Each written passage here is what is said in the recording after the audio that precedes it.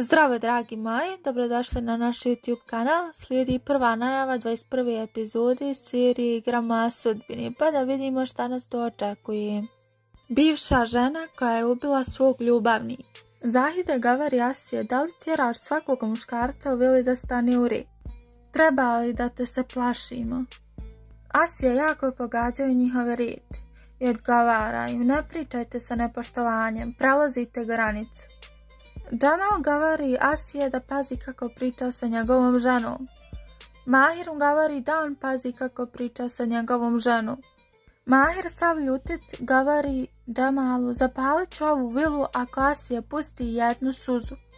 Džamal ustaje ljutito sa stolice i govori mu, pođi sa mnom. Idemo, hajde, idemo. Asija zaustavlja Mahira, pokušava da ga smiri. Dosta je bilo.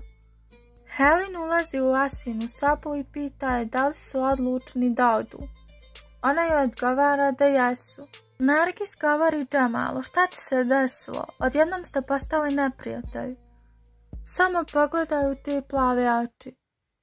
Ukoliko vam se svidio ovaj video i želite da nas podržite, lajkajte i pretplatite se na ovaj kanal. Hvala vam.